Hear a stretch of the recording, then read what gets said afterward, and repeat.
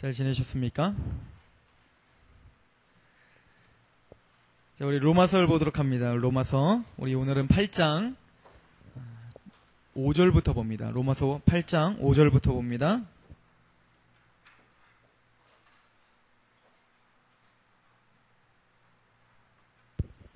(8장 5절에서) 12절까지 말씀입니다. 8장 5절에서 12절입니다.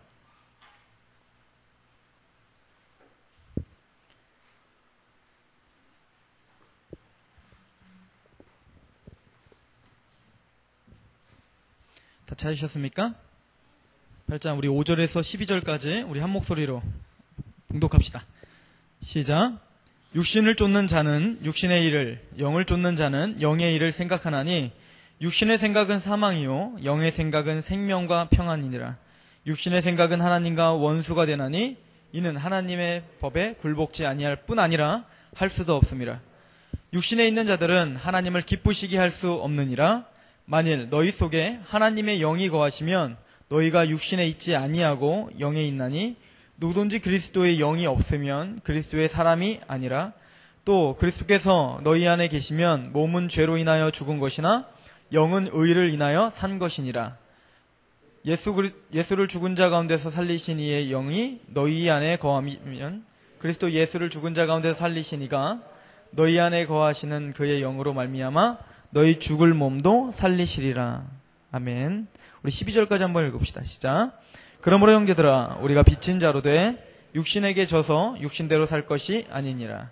그러므로 형제들아 우리가 빚진 자로 돼 육신에게 져서 육신대로 사는 존재가 아닙니다. 로마서 8장 1절에 그러므로 이제 그리스도 안에 있는 자. 그래서 우리 저번 주에는 그리스도 안에 있다는 게 무엇인가? 그리스도 안에 있다는 것은 예수 그리스도를 믿음으로 말미암아 성령님이 함께 하시고 이제 구원을 확증받은 크리스찬을 말한다고 했습니다. 우리가 정말 예수님을 믿습니다 하는 사람들은 이미 하나님의 보호 아래 들어간 자들이 되었습니다. 그래서 로마서 8장 38절부터 보면 내가 확신하노니 사망이나 생명이나 천사들이나 권세자들이나 현재일이나 장래일이나 능력이나 높음이나 깊음이나 다른 아무 피조물이라도 우리를 우리 주 그리스도 예수 안에 있는 하나님의 이 사랑, 어떤 사랑이죠? 하나님이 세상을 이처럼 사랑하사 독생자를 주시소니 이는 저를 믿는 자마다 멸망치 않고 영생을 얻게 하려 하심이니라. 이 독생자를 주시는 그 사랑으로 말미암아 이 사랑에서 끊을 수 없느니라.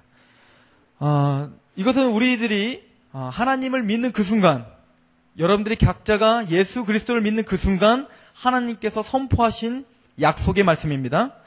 근데 로마서 8장의 주제는 바로 로마서 8장의 주제는 8장 1절입니다. 그래서 그러므로 이제 그리스도 안에 이제 결코 정죄함이 없다라고 하는 그 말을 더 구체적으로 우리에게 설명을 해주는 것입니다. 특별히 로마서의 그 긴 어떤 그 여정 가운데 로마서 우리 5장까지는요. 우리 5장까지 뭐 했어요? 5장까지 이신칭의에 대해서 우리는 죽을 수밖에 없었던 죄인인데 오직 예수 그리스도 이제는 하나님의 한 의가 나타났으니 뭡니까? 예수 그리스도를 믿음으로 말미암아 우리가 구원을 받는 것입니다. 그죠? 그리고는 사실은 5장까지 구원에 대한 모든 것들을 사실은 다 설명을 한 겁니다. 그리고는 이제 6장과 7장은 가로로 들어가는 거죠. 무슨 얘기인지 아시겠죠? 이미 설명된 구원에 대해서 구체적인 예를 들은 겁니다. 그래서 구체적으로 적용을 시키면서 6장에서는 뭡니까? 우리가 십자가에 함께 죽고 부활에 같이 동참한 세례를 받은 자가 되었다.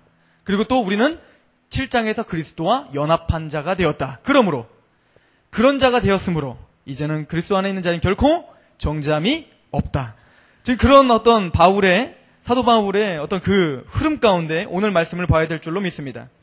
자, 우리가 그렇게 정죄함이 없이 하나님의 신자가 된 사람들, 특별히 이런 사람들을 오늘 성경에서 뭐라고 하냐면 영에 속한 사람이다라고 말합니다. 영에 속한 사람이고 또 오늘 또 반대로는 육을 쫓는 사람이 있다라고 말합니다. 두 가지로 나눠지죠. 육을 쫓는 사람과 영을 쫓는 사람이 있다라고 합니다. 여러분들은 뭘 쫓는 사람들입니까? 많은 논쟁이 있습니다. 사실은 이게 육을 쫓는 사람이 크리스찬이긴 크리스찬인데 아직도 육적인 그 옛 구습의 옛사람을 벗어버리지 못하고 어린아이 신앙으로서 육적인 삶을 계속 살아가는 신자를 말하는 것이냐, 아니면 이 육신을 쫓는 사람들은 넌 크리스찬을 말하는 것이냐? 근데 이 성경의 모든 흐름상 지금 육신을 쫓는 자는 불신자를 가리키는 것입니다. 그러면 그 반대로 영을 쫓는 사람은 누구를 가리키는 겁니까? 바로 저와 여러분들을 가리키는 것입니다. 오늘 말씀으로 한번 말씀을 통해서 육신을 쫓는 사람과 영을 쫓는 사람들이 도대체 누구인지를 보고, 그리고 육신을 쫓는 사람들의 그 삶의 태도와 또 영을 쫓는 사람들이 어떤 삶을 사는지를 오늘 말씀을 통해서 한번 점검해 보도록 합니다. 우리 5절 말씀 한번 봅시다. 8장 5절 시작. 육신을 쫓는 자는 육신의 일을, 영을 쫓는 자는 영의 일을 생각한다. 특별히 육신이라고 할 때 여기서 쓰는 단어는 사르스라고 하는 단어입니다. 이 단어는 그 육체를 가리키는 말이 헬라어로는 두 가지를 씁니다. 첫 번째는 이런 사르스라고 하는 단어와 그리고 소마라고 하는 단어입니다. 사르스라고 하는 단어는 굉장히 좀 부정적인 의미로 쓰여집니다.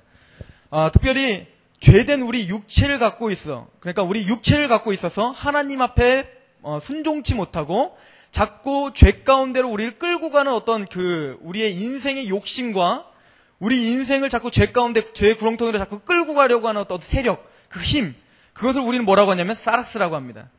우리는 그 가운데 있었었죠. 그죠? 그래서 이것을 우리 로마서 앞장에 보면 죄 아래, 죄 지배 아래 살았다, 이렇게 설명을 하고 있습니다. 근데 오늘 8장 5절에 보면 육신을 쫓는 자는, 즉 그 죄 아래 있는 자들, 즉 아직 구원받지 못한 사람들, 그 육신을 쫓는 자들은 뭘 생각한다고 말해요? 육신의 일을 생각한다, 이렇게 말을 합니다. 그래서 제가 육신의 일을 생각하는 것이 무엇인지를 좀 한번 보고자 합니다. 우리 갈라디아서 5장을 가보시면 구원받지 못한 사람들이 어떤 생각을 하며 사는지, 또 어디에 이끌려 사는지를 볼 수가 있는데, 갈라디아서 5장 19절을 한번 봅시다.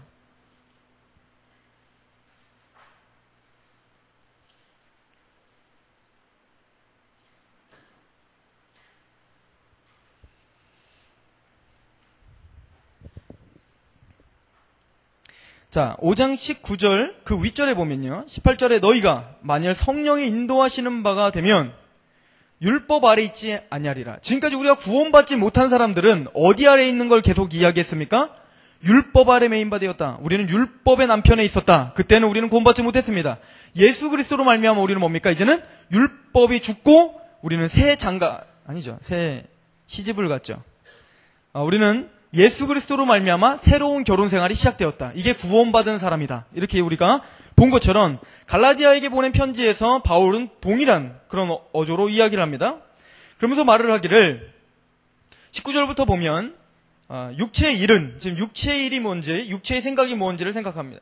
지금 말을 하고 있습니다. 육체의 일은 현저하니 곧 음행과 더러운 것과 호색과 우상숭배와 술수와 원수를 맺는 것과 분쟁과 시기와 분냄과 당짓는 것과 불리함과 이단과 투기와 술취함과 방탕함과 또 그와 같은 것들이라 전에 너희에게 경계한 것 같이 경계하노니 이런 일을 하는 자들은 하나님의 나라를 유업으로 받지 못할 것이다, 이렇게 말합니다.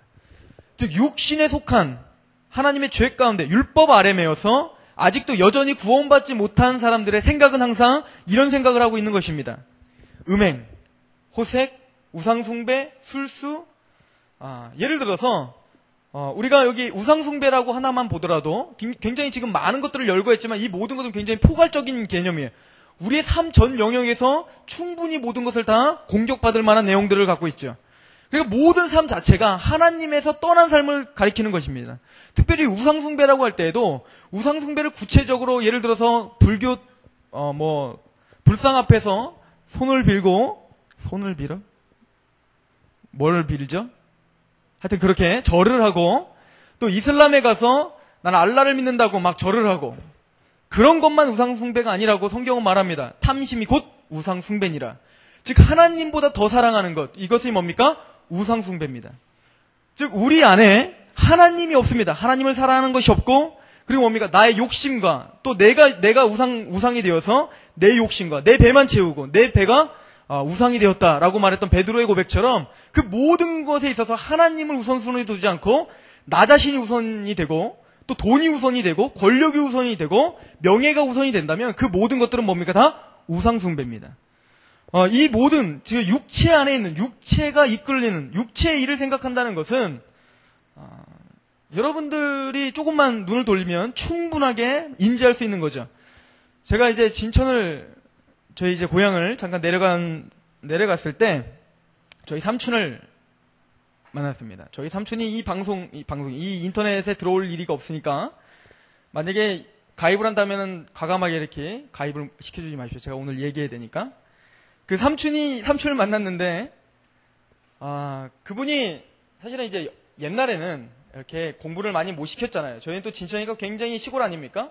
그런 시골이다 보니까, 공부를 잘 안 시키는 거예요. 시골이고 또 저기 저자맥이라고 하는 그 동네에 살았어요. 그 완전 깡촌에 사니까 공부를 첫째만 시킨 거예요.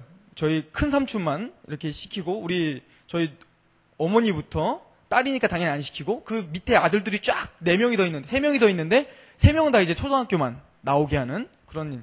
그래서 이 삼촌이 그런데도 이제 어떤 욕심이 있는 겁니다. 욕심이 있어서 계속적으로 혼자 공부를 하고 또 나중에 이제 제가 초등학교 다닐 때 저희 초등학교 이제 소사로 오셔서 열심히 일도 하시고 그리고 그만두시더니 이제 소방소에 가셔서 소방관으로 또 근무를 하시고 그렇게 하시더니 여러모로 이렇게 하더니 사업을 시작하셨어요. 크림메이트라고 하는 사업을 아마 충청북도에서는 처음으로 시작하신 것 같아요. 그러니까 굉장히 크림메이트 뭔지 아시죠? 이렇게 그 대형으로다가 이렇게 옷 빨아주고 이러는데 근데 그게 굉장히 활성화되어 굉장한 이제 부를 축적하게 되었습니다. 알고 봤더니 요번에 이제 그 삼촌과 이야기를 하다 보니까 그 삼촌이 봉사도 많이 했더라고요. 여러 가지 이제 돈을 벌어서 뭐 그 저자맥이라고 하는 그 깡촌에 길도 깔아주고 거기 뭐 경로당 다시 세워주고 그리고 뭐 여러 가지 뭐 직함만 10몇 개가 있더라고요. 10몇 개 모든 거 다 회장직 하면서 거기 다 뭐 돈도 다 대주고 근데 왜 저는 뭐 아무것도 안 사주는지 모르겠지만 하여튼 막 그렇게 하는데 최선을 다해서 봉사를 하더라고요. 그래서 요번에 만났는데 그 삼촌이랑 이제 제가 그랬어요. 존경스럽습니다. 요번에 그리고 초등학교를 안 나왔잖아요. 그래서 이제 검정고시를 봐갖고 중학교, 고등학교를 다 패스했다고 하더라고요. 고시원을 잡아갖고 거의 뭐 1년 동안 거의 나오지도 않고 사업과 이게 병행하면서 검정고시까지 패스해서 요번에 대학교를 입학하셨다고 합니다. 그리고는 이분이 지금 목표로 삼는 건 뭐냐면 이제 조합장, 농협 조합장에 요번에 이제 출마를 하시고 그리고 다음은 이제 도지사에 이제 출마를 하시기로 작정하시고 이제 저한테 그러더라고요. 이제 다 됐대요. 이제 상대가 없다고 합니다. 봤더니 그런 것 같아요. 진천에서 그만큼 봉사를 하고 그만한 직함과 그렇게 평생을 그리고 이제 제가 그런 칭찬을 했는데 갑자기 여기서 뚝 떨어진 게 아니라 진천에서 태어나서 밑바닥서부터 충실하게 실력을 갖춰서 했기 때문에 남들한테 손가락질 당할 것이 없고 그래서 굉장히 뿌듯해하면서 그렇게 이야기를 하시더라고요. 그래서 한편으로는 굉장히 존경스럽고 삼촌에 대해서 다시 한번 보게 됐다. 뭐 이러면서 이제 삼촌을 굉장히 칭찬해줬더니 이제 좀 있으면 이제 꼭 뭐를 좀 떨어질 것 같아요. 근데 제가 느낀 점이 있습니다. 물론 인간적으로는 제가 굉장히 존경할 수밖에 없게 제가 생각이 들었지만 한편으로는 목표가 어디냐? 도대체 뭘 목적으로 그렇게 달려가고 있는 것인가를 생각하게 되었습니다. 그 목적은 하나입니다. 도지사가 목적일까요? 그렇지 않습니다. 그거 잡으면 또 어디를 가야 됩니다. 그 모든 뉘앙스, 말의 뉘앙스에서는 지금까지 참아왔다라고 하는 그 마음이 가득하더라고요. 지금까지 내가 이 날을 위해서 열심히 고전분투했다 이겁니다. 봉사를 한 모든 것들이 의도적이었다는 것이 제 마음에 느껴집니다. 물론 그렇지 않을 수도 있어요. 저는 그렇게 느꼈습니다. 그러나 그러면서 제가 느낀 것은 뭐냐면 우리 삼촌이니까 그냥 얘기하는 거예요. 이게 바로 육이 쫓아가는 결론이구나라고 생각을 했습니다. 거기에는 하나님이 없습니다. 거기에는 나만 있을 뿐입니다. 나의 권력과 나의 명예와 나의 부귀영화와 또 그거를 통해서 나의 가족들이 기뻐하는 것 이것 이상도 아니고 이하도 없습니다. 근데 세상 사람들은 그것을 성공이라고 말합니다. 근데 성경은 그것을 육을 쫓는 것이다 라고 말합니다.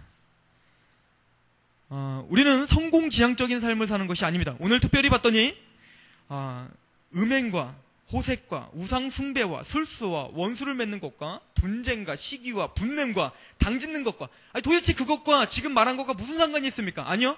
모두가 다 하나같이 다 상관이 있습니다. 분냄과 당짓는 것과, 거기에는 뭡니까? 타인은 경쟁 상대이지, 그리고 내가 지금 도와주는 사람은 내가 경쟁 상대를 이기는 어떤 도움이 되는 것입니다. 그런 것으로 전락했지, 인간과 인간과의 관계가 어떤 목적성 있게 그 사람을 대하는 경우는 굉장히 드뭅니다. 이것이 세상의 가치관이고, 그렇게 해서 그것을 밟고 디디고 일어나서 성공을 하는 것을 세상은 칭찬합니다. 근데 오늘 특별히 육신을 쫓는 사람들의 이런 마음들, 우리 요한일서를 봅시다. 요한일서를 보면 이 어떤 그 마음들을 더 꿰뚫어 보고 있는데, 요한일서 2장을 가보시면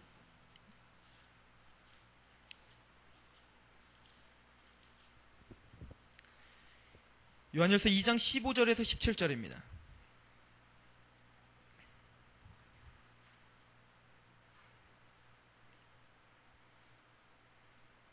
같이 봉독해 봅시다. 시작. 이 세상에 있는 것들을 사랑치 말라. 누구든지 세상을 사랑하면 아버지의 사랑이 그 속에 있지 아니하니, 이는 세상에 있는 모든 것이 육신의 정욕과 안목의 정욕과 이생의 자랑이니 다 아버지께로 쫓아온 것이 아니요 세상으로 쫓아온 것이라. 이 세상도 그 정욕도 지나가되 오직 하나님의 뜻을 행하는 이는 영원히 거하느니라. 성경은 굉장히 단순하게 우리에게 설명합니다. 세상에 있는 것을 사랑하지 말라. 우리의 사랑의 대상은 오직 하나님이라고 말합니다. 그리고 말합니다. 구체적으로는 육신의 정욕, 안목의 정욕, 이생의 자랑. 이것은 육체에 속한 구원받지 못한 사람들의 특징 중에 대표격입니다. 이것은 아담이 범죄를 저질렀을 때 나타났던 범죄 세 가지입니다. 안목의 정욕, 보암직도 하고요. 육신의 정욕, 먹음직도 하고요. 이생의 자랑, 하나님과 같이 되리라. 이 세 가지는 뭡니까? 원죄, 죄성의 근거입니다. 그래서 우리가 원죄를 갖고 있는 육체 가운데 있는 사람들의 가장 대표적인 특징은 뭐냐면 육신의 정욕입니다. 나의 욕심과 내가 행하고자 하는 것, 그 모든 것, 내가 배가 부르고 내가 갖고 있는 목표점을 이루는 것, 그것이 삶의 기쁨이요, 그것만이 나에게 기쁨과 충만함을 줄 수 있다라고 믿고 있습니다. 두 번째는 안목의 정욕입니다. 보는 것을 즐깁니다. 보는 것을 통해서 사실은 모든 죄가 들어옵니다. 그리고 이생의 자랑입니다. 내가 높아지길 원합니다. 우리 창세기를 갑니다.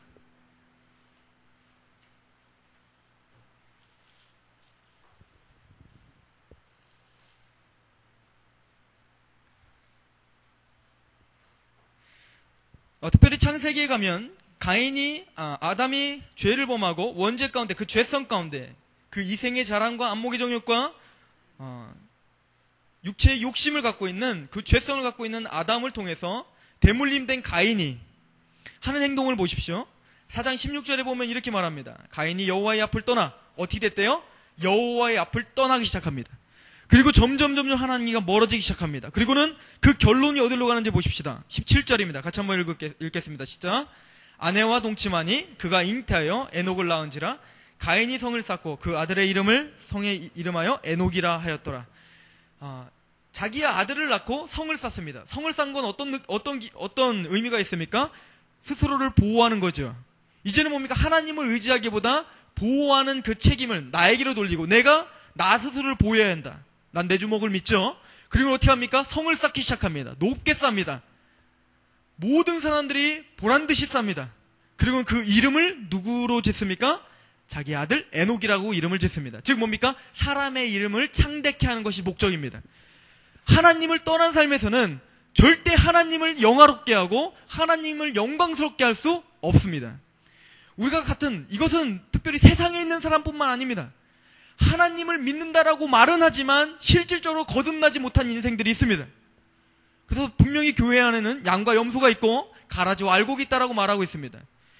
말로는 교회를 다니고 난 예수님을 믿습니다라고 말을 하고 있지만 경건의 모양만 취했지 경건의 능력이 없이, 정말 믿음이 없이, 말로는 하나님을 말하고 말로는 믿음을 외치지만 그 믿음과 하나님은 나의 목표와 나의 어떤 인생의 자랑과 나의 어떤 어떤 그 부귀 영화를 위한 수단에 불과하게 만들어버리는 사람들이 있습니다. 그것은 우리가 말하는 믿음이 아닙니다. 그런 사람들은 우리가 말하는 구원받을 자가 아닙니다. 미신과 똑같은 겁니다. 제가 가끔 그런 얘기 하는데, 미신과 기독교의 다른 점은 뭐냐면, 이방 종교는 인간의 소원을 위해서 신을 이용하는 것입니다. 그래서 우리가 최선을 다해서 뭔가를 빌고 열심히 해서 신을 감동하여 우리가 갖고 있는 목표, 그게 옳든 그르든 상관없습니다. 내가 원하는 것에 신이 맞춰주길 바라는 것입니다. 내가 원하는 것에 신이 맞춰주기 위해서 내가 할 수 있는 건 노력이고 열심이요 행위입니다. 근데 기독교를 그런 이방신으로 전락시켜버리는 그런 참담한 일이 벌어지고 있습니다. 우리 기독교는 하나님을 내가 열심히 해서 하나님을 감격시켜서 내 뜻에 맞추는 게 기독교가 아닙니다. 기독교는 하나님께 뭡니까? 하나님의 뜻을 알아 내가 하나님의 뜻에 맞춰지는 것이고 내가 바뀌는 것입니다. 우리는 이것을 잘 구분해야 될 줄로 믿습니다. 성경은 굉장히 단호하게 이야기합니다. 육체의 소욕을 쫓고 있느냐 아니면 영의 소욕을 쫓고 있느냐라고 성경 우리에게 물어보고 있습니다. 베드로후서 1장을 가봅시다.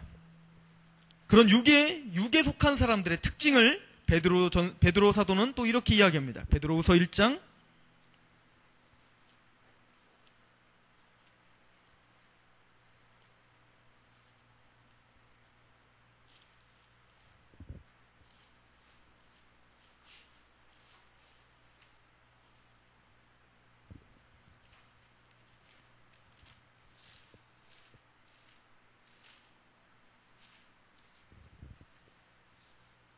베드로후서 1장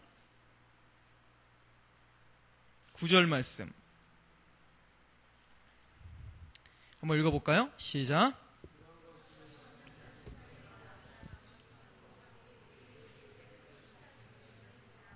자, 이런 것이 없는 자, 이런 것이 뭡니까? 그 위에 있는 것들을 말하는 거죠. 4절에 이로써 그 보배롭고 지극히 큰 약속, 복음을 갖고 있는 자들을 말합니다.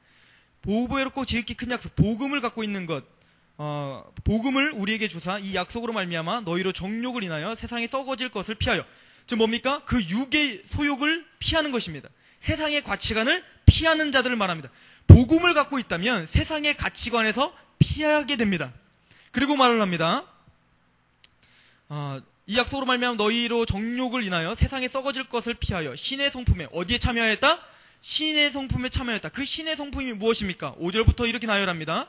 이러므로 너희가 더욱 힘써 너희의 믿음, 뭘로요? 믿음입니다. 우선 믿음으로 우리가 복음의 말씀 믿음, 그 큰 약속을 믿음으로 시작하되 그 믿음이 우리를 어떻게 합니까? 덕의 지식을, 지식의 절제를, 절제의 인내를, 인내의 경건을, 경건의 형제 우애에 뭐를 공급하라? 사랑을 공급하라. 즉 사랑을 공급하는 것, 형제를 사랑하는 데까지 우리가 가는데 우선 결론적으로는 뭡니까? 복음이 없는 사람들은, 자, 이런 것이 없는 자는 뭡니까? 복음을 통해서 믿음이 없고, 믿음이 없어서 신의 성품에 참여하지 못한 자들, 즉 뭡니까? 구원받지 못한 자들은, 이 말이에요. 즉 구원받지 못한 자들은 뭐래요? 소경이라. 원시치 못하고 그 옛죄를 깨끗하게 하심을 잊었다. 즉 보십시다. 이런 것이 없는 자는 뭐래요? 소경이다 라고 말합니다. 소경은 뭡니까? 특별히 여기서는 지금 이 말은 구원받았지만 구원받지 못한 육체에 소속된 사람들처럼 살아가는 사람을 지금 이야기하는 거예요. 그런데 즉 이건 뭡니까? 육체에 소속된 사람들의 공통적인 특징을 말하고 있죠. 근데 그 사람들의 특징은 뭐냐면 소경이라는 거예요. 소경. 즉 믿음이 있는 사람들도 이렇게 살 수 있다는 얘기입니다. 그러면서 말을 하기를 뭐라고 합니까? 소경은 뭐예요? 지금 당장 내가 눈앞에 보이는 것만 인지하며 그것들을 추구하는 삶입니다. 내 명예, 내가 피부로 와닿는 걸 말하는 겁니다. 내가 배불러야 되고요. 내가 칭찬받아야 되고요. 내가 인정받아야 되고요. 그렇죠? 지금 당장 내가 편해야 됩니다. 이것들만 쫓아서 가는 거예요. 그러나 진짜 믿음에 있는 사람들은 어떤 사람들이라고 말합니까? 원시치 못하다. 이거 뭡니까? 소경이랑 그 육체의 소욕을 쫓아가는 사람들은 원시치 못합니다. 멀리 보지 못하는 거죠. 즉 이 세상의 것들이 전부인 것, 이 땅이 전부인 것만으로 생각하고 사는 것입니다. 그리고 이 땅에서 이루어지는 나에게 유익이 되는 것들을 위해서 하나님을 이용해 먹는 거죠. 이게 육체의 소욕을 추구하는 사람의 특징입니다. 이런 육체의 소욕을 갖고 있는 구원받지 못한 사람들은 그 결론은 우리 로마서로 다시 한번 갑시다. 뭐라고 써 있습니까? 로마서 8장 6절을 봅시다.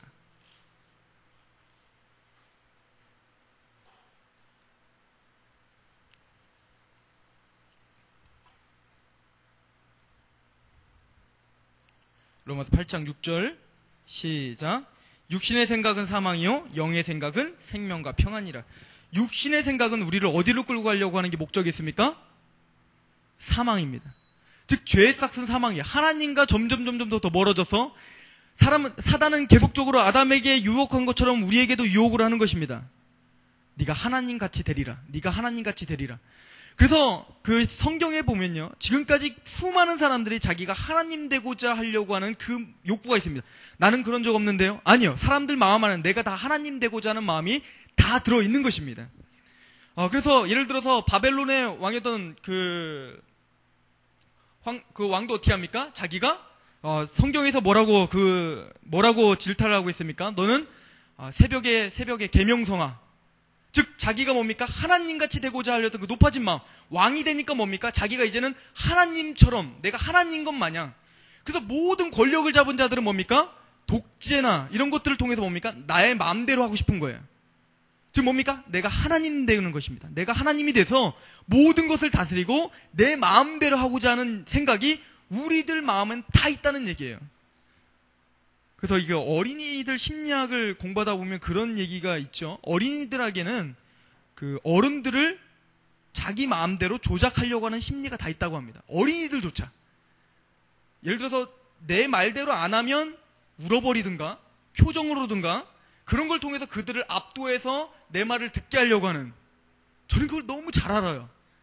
제가 그렇게 했거든요. 뭔가 하나 사고 싶으면은 절대 안 일어나요. 막 울죠. 사줄 때까지. 일주일이 되든 막 2주가 되든 막 우는 거예요. 이런 마음이 저에게만 있는 것이 아니라 모든 어린이들에게 다 있대요. 왜 아닌 것처럼 그렇게 쳐다보세요? 모든 사람들은 다 내 맘대로 모든 것을 주장하고 싶어 합니다. 내가 기득권을 잡고 싶어 합니다. 그리고는 더 나아가서 이것은 어디로 발전하죠? 하나님같이 되고자 하는 마음이 있습니다.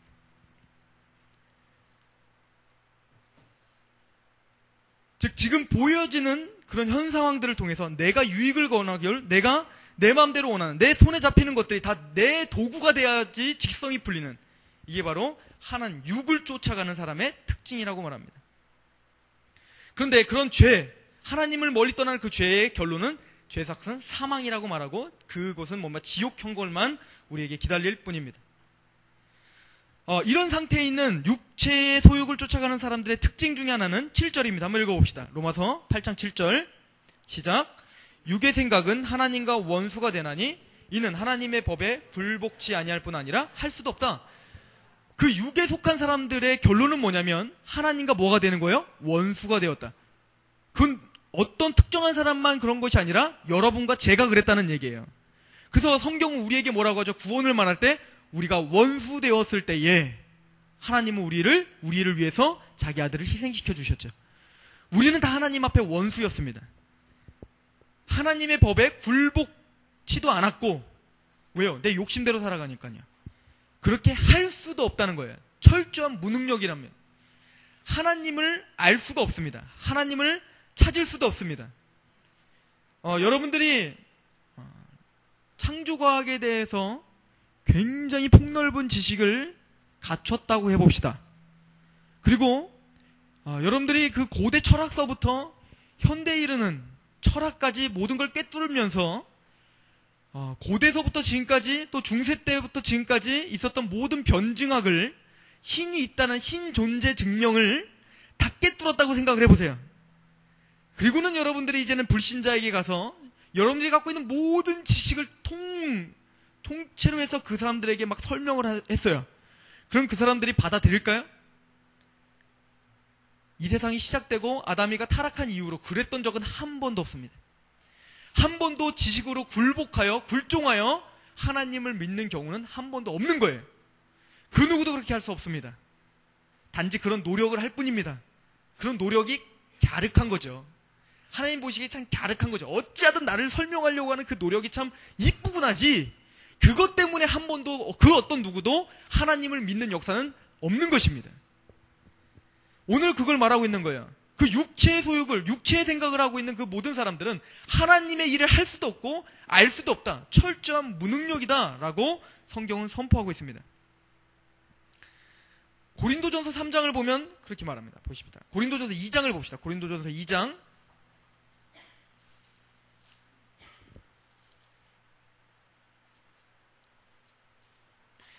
14절 말씀 보십시다.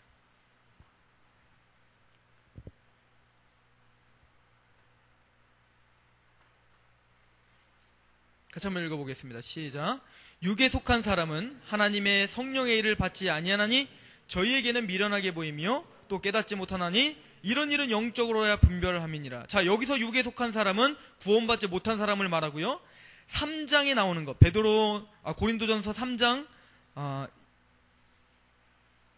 3장 1절에 보면 형제들아 내가 신령한 자들을 대함 같이 너희에게 말할 수 없어 육에 속한 자 곧 그리스도 안에서 어린아이에 대함 같이, 여기서는 구원받았으나 아직 육에 속한 사람들처럼 살아가는 것을 말하는 거죠.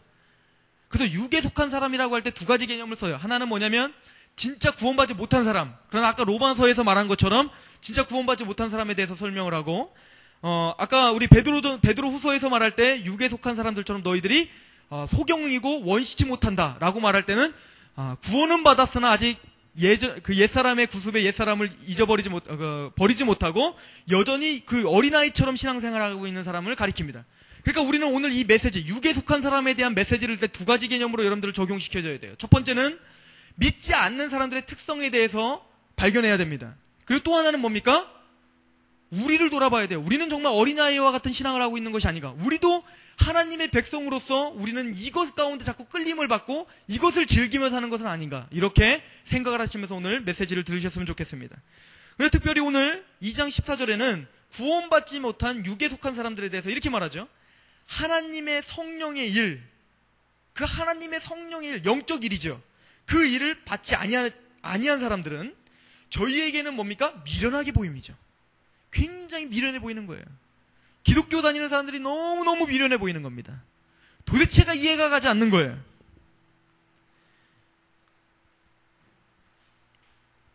깨닫지도 못하고 이런 일은 영적으로 불변하기 때문에 그렇습니다.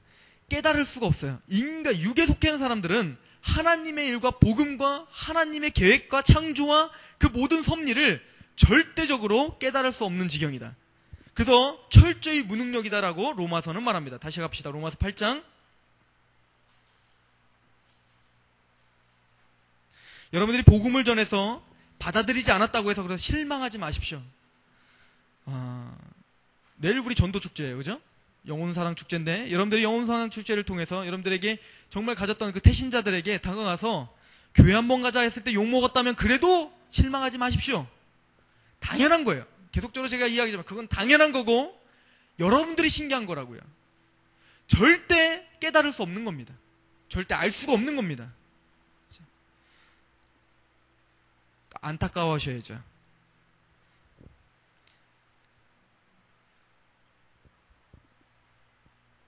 우리 8절 봅시다. 로마서 8장 8절. 그렇게 굴복할 수 없는 사람들은, 즉 육에 속한 구원받지 못한 사람들은 8절에 결론을 내리죠. 시작. 육신에 있는 자들은 하나님을 기쁘시게 할 수 없느니라. 그 사람들은 절대 예배자가 될 수 없습니다. 이사야서에 보면 나의 찬송을 부르게 하기 위해서 창조한 자를 내게 오게 하라. 나의 영광을 위하여 창조한 자를 내게 오게 하라. 그래서 인간의 창조 목적은 뭐라고 합니까? 영광과 찬송입니다. 영광과 찬송의 한마디로 말하면 영광과 찬송 한마디로 말하면 뭐죠? 예배예요. 예배. 즉 우리 인간을 창조하신 목적은 뭐예요? 하나님께 영광을 돌리고 하나님께 찬송을 부르고 하나님을 영화롭게 하는 것이 하나님이 인간을 창조하신 목적입니다. 그런데 그 육에 속한, 즉 아담의 이후로 죄 가운데 그 세상의 어떤 그 욕심 가운데 살아가고 있는 사람들은 절대적으로 하나님을 영화롭게도 못하고 하나님을 기뻐하게 할 수 없다라고 이야기합니다. 그러면 그 육에 속해서 다시 영으로 속한, 영을 쫓는 사람으로 어떻게 우리는 변화될 수 있습니까? 여러분들은 영에 속한 사람입니까? 육에 속한 사람입니까?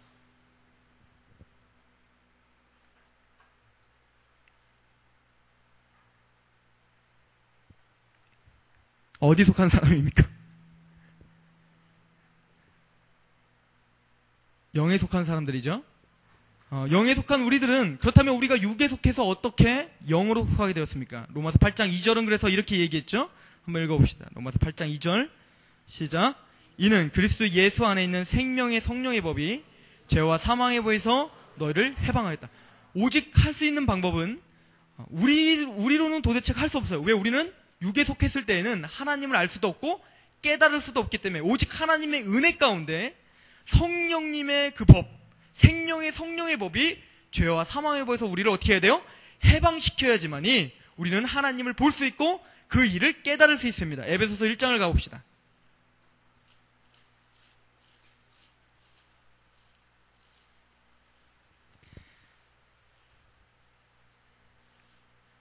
여러분들이 구원을 받은 것은 하나님의 선택과 하나님의 예정하심이 있었습니다. 1장 4절에 보면 이럽니다.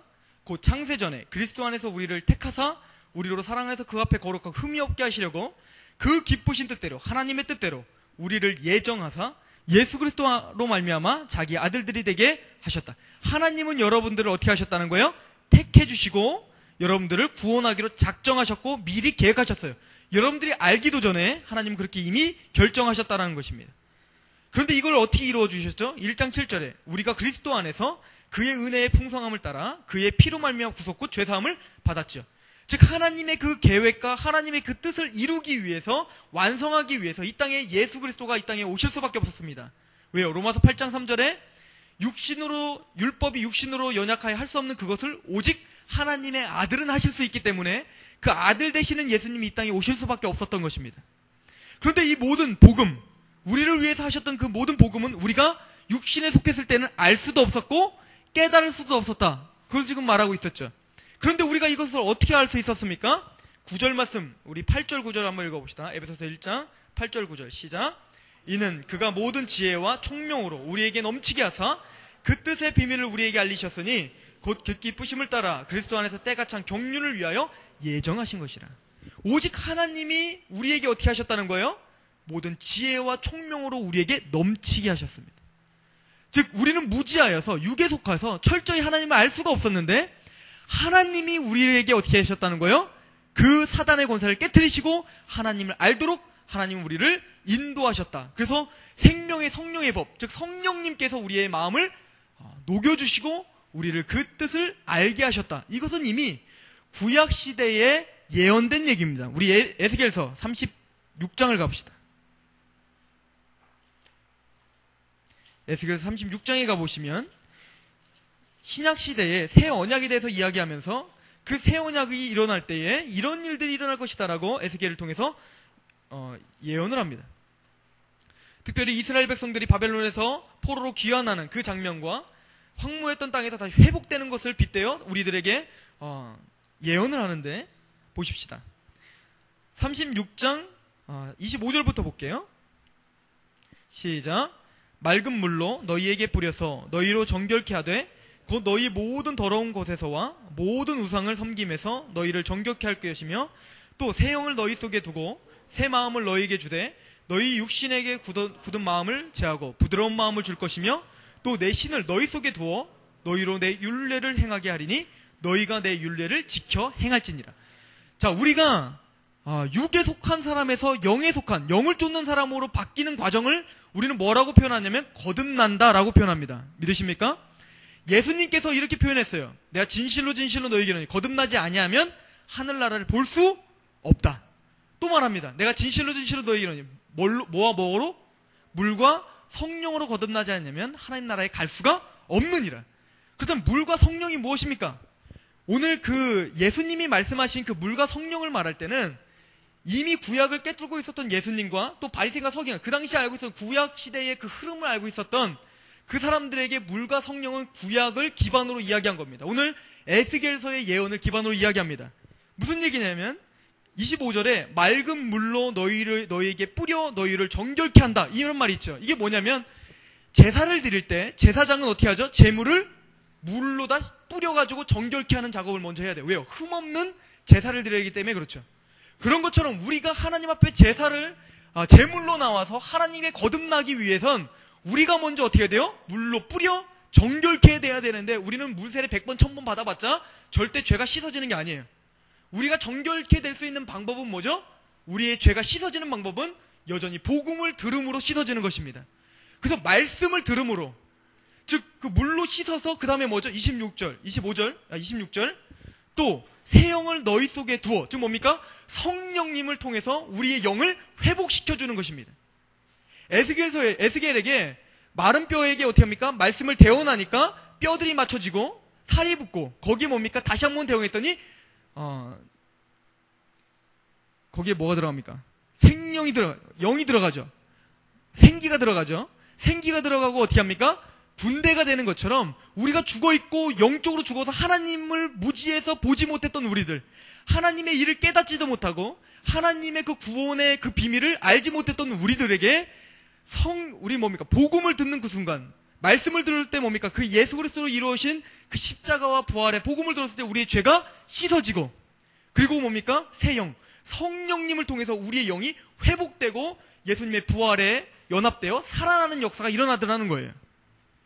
그리고는 말합니다. 그때 일어나는 역할이 뭐냐면 너희 육신에서 굳은 마음, 단단했던 마음, 그 단단했던 마음이 어떻게 된대요? 부드러운 마음이 된다. 즉 뭡니까? 강팍하여 하나님의 말씀을 듣지 못했던 것들이 성령님, 새 영이 되면서 어떻게 돼요? 풀어지는 것입니다. 이제 하나님이 보이기 시작합니다. 하나님이 믿어지기 시작합니다.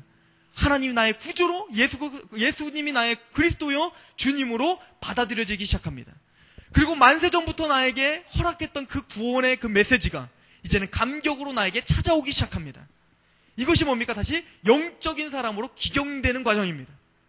그리고는 우리에게 약속합니다. 27절 시작. 또 내 신을 너희 속에 두어 너희로 내 율례를 행하게 하리니 너희가 내 규례를 지켜 행할지니라. 그렇다면 이제는 고린도전서 3장 16절에 있는 것처럼 너희가 하나님의 성전인 것과 너희 안에 하나님의 성령님이 거하시는 거 알지 못하느냐. 이제는 성령님이 우리 안에 어떻게 하고 시작합니까? 내주하시고 떠나시지 않으십니다. 여러분들 이제 그 성령님께서 여러분들을 주장해 주시기 시작합니다.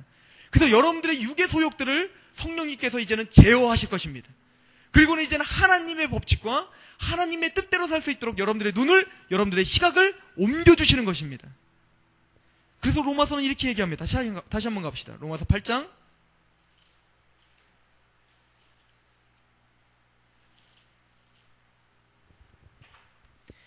로마서 8장 4절 보세요. 육신을 쫓지 않고, 이제는 그래서 우리는 어떻게 됐다는 거예요? 육신을 쫓지 않고 그의 영을 쫓아, 즉 성령님이죠. 성령님이 우리를 부드럽게 하시고 하나님을 알게 하시고 하나님의 뜻을 사모하게 하셨죠. 성령님을 쫓아 행하는 우리에게 율법의 요구가 이제 이루어지기 시작할 것입니다. 그것이 우리의 정체성이요 영을 쫓아가는 사람들의 특징이라고 성경은 말하고 있습니다. 우리는 성령님을 통해서 뭡니까? 육신에 쫓아가는 데서 해방되었습니다. 그 말은 즉 우리 8장 10절을 보시면요, 8장 10절 한번 읽어봅시다. 시작. 또 그리스도께서 너희 안에 계시면 몸은 죄로 인하여 죽은 것이나 영은 의를 인하여 산 것이니라. 자, 여기 보세요. 뭐라고 써 있는가? 또 그리스도께서, 우리가 어떻게 육에서 영으로 해방됐는지를 설명해 주는 거예요. 또 그리스도께서 너희 안에 계시면 몸은 죄로 인하여 죽었어요. 그런데 영은 의를 인하여 살았다. 이렇게 말을 하고 있습니다. 이게 무슨 얘기냐면, 여기서 또라고 전치사를 붙였지만 사실은 이 또는 헬라어는 사실 그러나로 해석하는 것이 보편적입니다. 그러나 이것은 뭡니까? 앞에 절을 반대하는 것입니다. 자, 보세요. 9절을 보시면 만일 너희 속에 하나님의 영이 거하시면, 자, 여러분들 안에 성령님이 거하십니까? 거하시는 걸 어떻게 합니까? 성령으로 말미암지 않고는 예수를 주라 시인할 수 없게 되는 거죠. 여러분이 정말 예수 그리스도를 정말 여러분들의 주님이요 여러분들의 구주로 믿고 시인하고 있다면 여러분들의 삶을 통해서, 여러분들의 입을 통해서 시인하고 있다면 이미 여러분들 안에 성령님이 거하신 줄 믿으시길 바랍니다. 그 너희 속에 하나님의 영, 성령님이 거하신다면 너희가 육신에 있지 아니한 것입니다. 믿으십니까? 육신에 있지 아니하고 어디에 있대요? 영에 있나니 누구든지 그리스도의 영이 없으면 그리스도의 사람이 아니니라. 그런데 여러분들은 이제는 뭡니까? 하나님의 성전이 되었고 하나님의 영이 여러분들 안에 있으니 반대로 여러분들은 뭐가 됐다는 거예요? 그리스도의 사람이 되었다. 그리스도 안에 있는 자가 되었다. 그러므로 이제는 그리스도 안에 있는 자는 결코 정죄함이 없는 것이 되었다. 믿으십니까? 이 지금 그 큰 흐름 가운데 오늘 다시 우리에게 이야기하는 것입니다. 그리고는 말하는 거예요.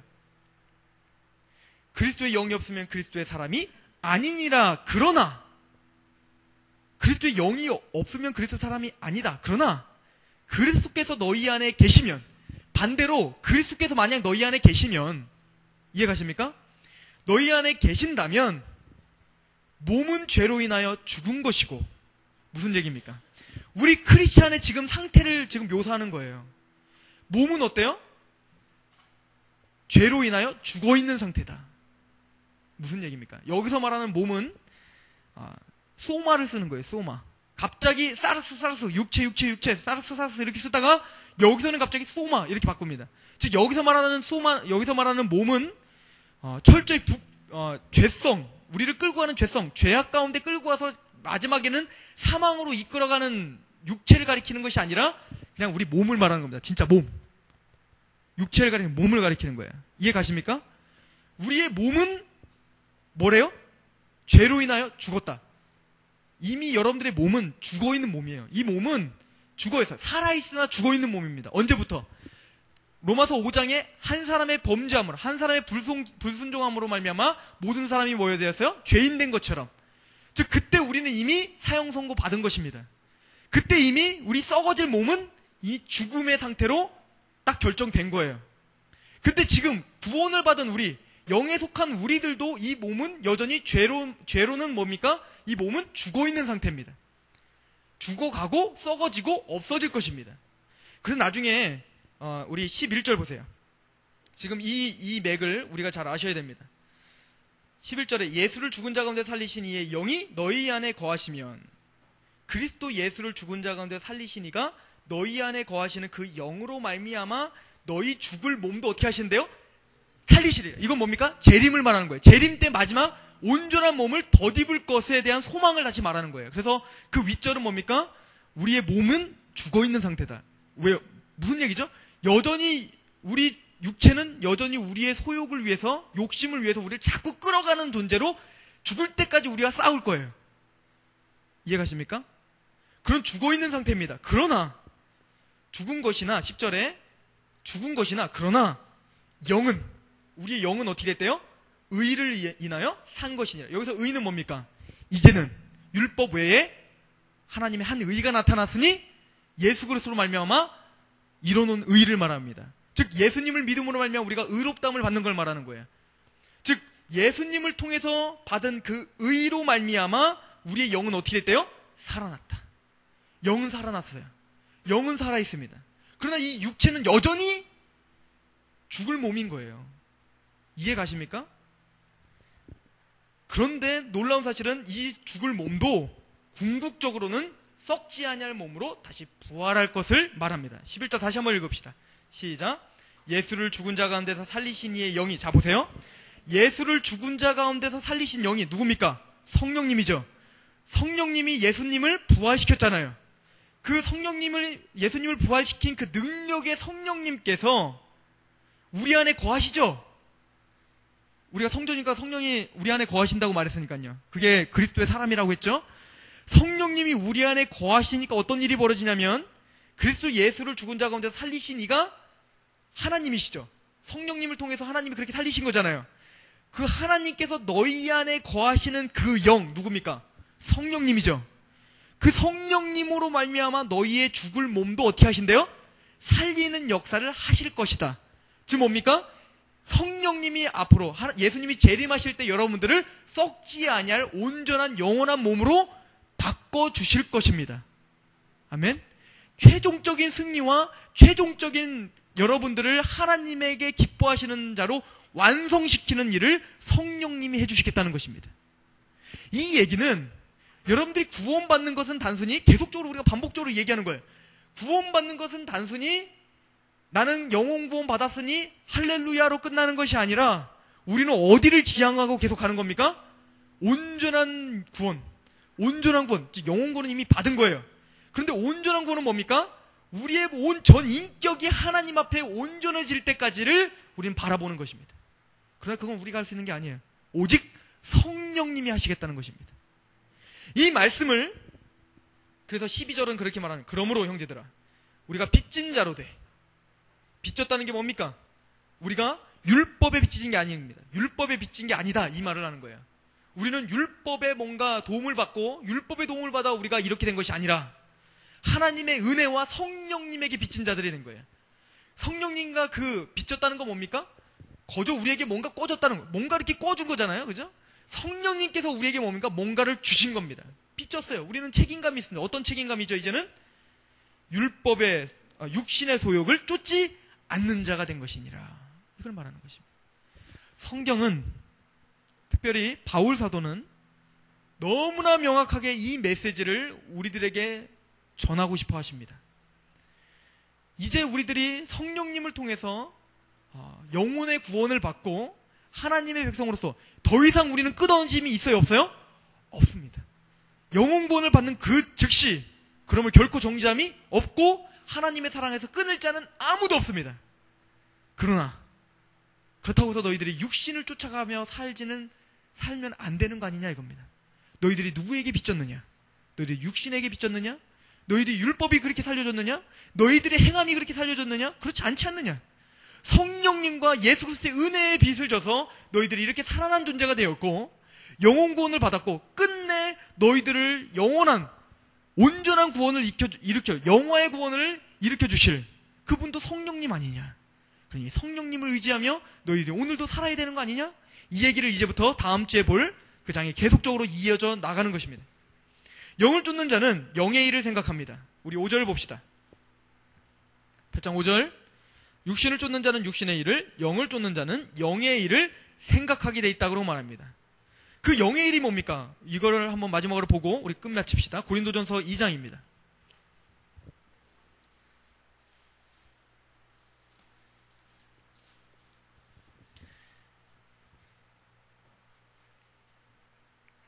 이 사실은 성경이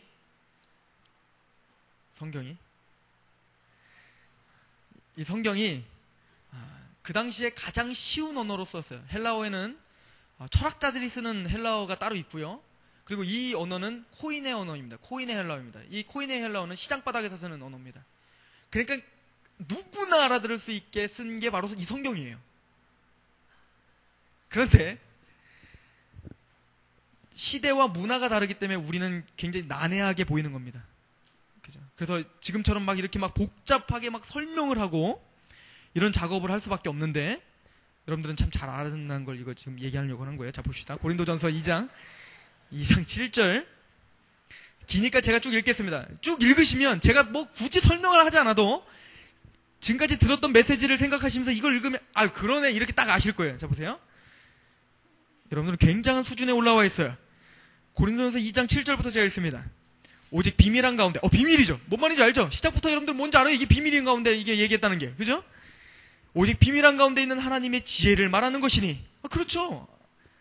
곧 감추었던 것인데, 알죠? 무슨 얘기인지 알겠죠? 감추었던 것인데 하나님이 우리의 영광을 위하서 만세전에 미리 정하신 거잖아요. 뭔지 알잖아요, 그죠? 이게 그냥 다 이해가 가는 거야, 이제. 8절. 이 지혜는 이 세대의 관원이 하나도 알지 못하였나니. 그렇죠. 세상에 육체를 쫓는 사람들이 알지 못하는 거잖아요. 만일 알았다면 영광의 주를 십자가에 못 박잖아요. 그렇죠. 만약에 그걸 알았다면 그 당시에 그 사람들이 알았으면 어떻게 그 영광의 주를 십자가에 달을 수 있겠습니까? 고로 우리는 여기서 요거 조금 더 생각하셔야 돼요. 빌라도가 십자가에 못 박아져. 우리 오늘 저기 팀 모임 없어요. 걱정 마세요. 빌라도가 십자가에 못 박아요. 많은 사람들은 저에게 질문을 합니다. 아니 빌라도는 뭐 이렇게 착한 짓도 한 것 같고 뭐 이렇게 끝까지 아니라고 막 죄 없는 사람이라고 하다가 뭐 어쩔 수 없이 했는데 왜 꼭 빌라도를 나쁜 사람으로 취급을 해가지고 뭐 이렇게 하느냐? 왜 그렇죠? 빌라도는 더 나쁜 사람이죠. 죄가 없다는 걸 알면서도 뭡니까? 자기의 정치적인 어떤 그 영향력에 결함이 있을까봐 타협을 한 거죠. 근데 그건 빌라도는 바로 저와 여러분이라는 것입니다. 우리가 그런 사람들이에요. 예수님을 우리의 어떤 정치적인, 우리의 지금 있는 어떤 환경과 타협함으로 예수님을 받아들일 수 없다는 것입니다. 우리가 그랬던 사람들입니다. 그 제사장, 예수님의 그냥 예수님을 그렇게 비난하고 혐오스럽게 여겼던 그 대제사장, 그 제사장은 바로 우리라는 얘기입니다. 십자가에 달아서서 했던 그 군중들이 바로 우리라는 얘기입니다. 이해가십니까? 우리가 만약에, 그 사람들이 만약에 영적으로 깨닫고 하나님이 열어주시기만 했었어도 어떻게 예수님을 십자가에 달았겠습니까? 그 얘기를 하는 거죠. 그러면서 봅시다. 읽기만 하겠다고 해놓고는 저도 제가 싫어요. 자, 9절. 기록된 바 하나님이 자기를 사랑하는 자들을 위하여 예비하신 모든 것은 눈으로 보지 못하고 귀로도 듣지 못하고 하나님의 마음으로 생각지 못하였다 함과 같으니라. 그렇죠? 눈이 막히고 귀가 먹은 것. 귀 있는 자는 들을지어다. 오직 하나님이 성령으로 이것을 우리에게 보이셨으니 성령은 모든 것 곧 하나님의 깊은 것도 통달하시느니라. 오직 누구는 그 모든 것을 아십니까? 성령님은 아신다는 거죠. 사람의 사정을 사람의 속에 있는 영 외에는 누가 알리요? 이와 같이 하나님의 사정도 하나님의 영 외에는 아무도 알지 못하느니라. 우리가 세상의 영을 받지 아니하고 누구의 영을 받지 않았어요? 세상의 영을 받지 않았어요. 오직 하나님께로 온 영을 받았으니 오직 성령님이죠. 이는 우리로 하여금 하나님께서 우리에게 은혜로 주신 것들을 알게 하려 하심이니라. 성령님이 여러분들에게 오셔서 하는 역할이 뭡니까? 은혜로 주신 것들을 알게 하는 것입니다. 그렇구나. 하나님이 나를 그렇게 택해 주신 거였구나. 하나님이 나를 구원시켜 주시기 위해서 하나밖에 없는 아들 나를 위해서 이 땅에 보내주신 거구나. 그 십자가의 사랑은 이런 큰 데까지 우리 있는 거였구나. 그만큼 내가 죄 가운데 있었고 하나님의 원수되었었고 나는 하나님을 기뻐하시지 못하는 존재였구나. 근데 예수님의 피로 말미암아 내가 한 것 없이 예수님의 공로로 내가 의인이란 칭함을 받았구나. 이 모든 것은 인간의 지혜로 알 수 있는 것이 아닙니다. 성령님이 그 모든 하나님이 은혜로 주신 것들을 알게 하셨느니라. 할렐루야. 여러분들이 그것을 아는 자들이 되었습니다. 그것에 감격한 자가 되었습니다. 그것들 안에 감동한 자가 되었습니다. 그래서 13절 우리가 이것을 말하거니와 사람의 지혜로 가르친 말로 아니하고 오직 성령의 가르치신 것으로 하니 신령한 이는 신령한 것으로 불멸할 수밖에 없기 때문에 그렇습니다. 육에 속한 사람들은 하나님의 성령의 일을 받지 아니하나니 저희에게는 미련한 것이로 보이며 또 깨닫지도 못하나니 이런 것은 영적으로야 분별함이니라. 성령님으로 말미암아 분별하는 것이죠. 15절 신령한 자들은 모든 것을 판단하나 자기는 아무에게도 판단을 받지 아니하느니라. 16절 같이 한번 읽겠습니다. 시작. 누가 주의 마음을 알아서 주를 가르치겠느냐? 그러나 우리가 그리스도의 마음을 가졌느니라. 기도하시겠습니다. 우리 길기도 합시다. 하나님, 우리가 주님의 마음을 가졌습니다. 그 주님의 마음을 가졌다는 것은 우리의 죄를 위해서 자기를 희생하며 우리를 살리시고자 하는 그 사랑의 마음을 가졌다는 것인 줄 우리는 알고 있습니다. 우리가 어찌 원수를 사랑합니까? 우리가 어찌 옆에 있는 형제들을 하나님이 우리를 사랑하신 것처럼 사랑할 수 있겠습니까? 하나님,